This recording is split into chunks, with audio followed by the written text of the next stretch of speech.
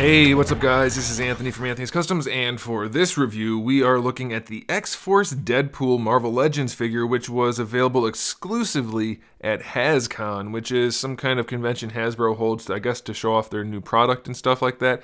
Anyway, a viewer of mine was there, and he picked one up, and he sent one to me for a review. Unfortunately, I don't get to keep it, but I will be sending it back to him. But we do get to take a look at it, so I thought you guys might like to see it in case you want to track one down on eBay. You know, that kind of thing. So let's go ahead and get him off the stand and take a closer look. Now, this guy stands just about a little short of 6.5 inches, which makes him about 16 centimeters, right around there. So you'll probably notice this is essentially the Bucky Cap mold. Reused yet again. I do think it's a good mold for Deadpool, though. He was originally a fairly thick character, and most of the time he is drawn as being fairly muscular. So I'm not so sure about the direction of the new Deadpool figure, but we'll have to wait and see. This is a good mold for Deadpool, no complaints there. It is essentially the same figure as the Deadpool we got in the Juggernaut wave, but of course that was the Marvel Now one with the pads and things. This is not, so there are some serious differences in the mold. But I think that's okay. This one is painted up to have the black panels in there, and for the most part the lines are pretty clean, so I do like that a whole bunch. His straps and his pouches and things are molded in either a black or a gray plastic, a really dark gray. And it has either marbling or black wash on there, so or a gray dry brush. However they did it, it looks to me like a marbling, but whatever. It's black and gray, and it looks really good, way better than the way they did the straps on the regular Deadpool. And all of these, if you'll notice, have little pins and buttons and straps, and not straps, but buckles and everything you need to be painted on there. It's actually painted, so that's awesome. The red X logo on there is clean enough, so that's okay. His red eyes are clean enough, that's okay. Only real downside I have to this guy is that they painted the straps on the ankles and the wrists, which I get, and if they sculpted them, they would have been super bulky, especially on those fat ankles. So I'll give it to him. I think it looks okay. I like this one way better. Way better, that's objectively and subjectively, than the Juggernaut Wave Deadpool. He does still have the glued-in scabbards for his swords, so let's go ahead and talk accessory. We do have the two swords that come in the red and black color scheme, so that's okay. They go on his back. We already talked about that. We do have an alternate head, which is the burnt-up, melty, whatever you want to call it head, which looks good enough, except this particular one, the teeth are kind of misaligned, so it looks really weird. But otherwise, it's a nice head sculpt. I like it a whole bunch, so that's pretty cool. We do have a taco, which we saw before, but it's still nicely done. We have a little knife.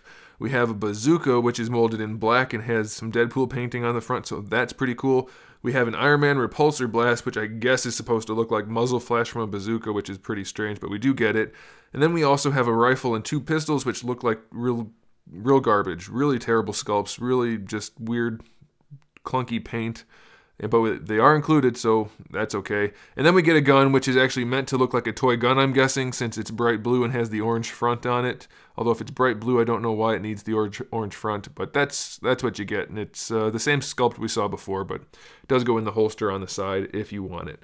Okay, so let's run through the articulation, even though we've seen this a whole bunch before. I do want to point out, I didn't mention this before, his neck piece, the little strap there, is an actual strap, not just painted on. I'm pretty sure it's the one we saw on a previous Deadpool figure, but either way, it's on there, so that's pretty nice. So the head can lean forward and back, it's on the hinge, and then it has the ball peg on the top. Doesn't lean too much, but that's because it fits on the neck properly, which is awesome. I like that. So pretty good head there. The arms go out to the side, no problem at all. Just like before, all the other times before. Shoulders are fine, bicep swivel, double jointed elbow, wrist swivel and hinge, no problem there. Trigger finger hand on this side, and on this side, trigger finger hand with the pinky. So that's okay. Ab crunch, it's a little loose, but not too bad. So, you know, same as before pretty much. Waist twist is fine. Hips don't go too far out to the side, but that should be far enough. They go all the way forward, that's good. A little bit back, that's nice. Thigh swivel's good. Double jointed knees work really nicely. And then we have a shin swivel, which isn't my favorite, especially on this sculpt because they don't line up well, but it is there. And then for the ankles, we can lean them back, and we can lean them not too far forward, and we get our ankle rocker. They did just paint the sole on the sides there, so that's a little questionable looking if you pose him with his foot up in the air, but it's not too bad. So yeah, I mean, it's not like an incredibly huge improvement over the last Deadpool, but it's definitely a better Deadpool than the last one. Overall, better accessories, better paint. I like it. Here's the thing, it's a HASCON exclusive.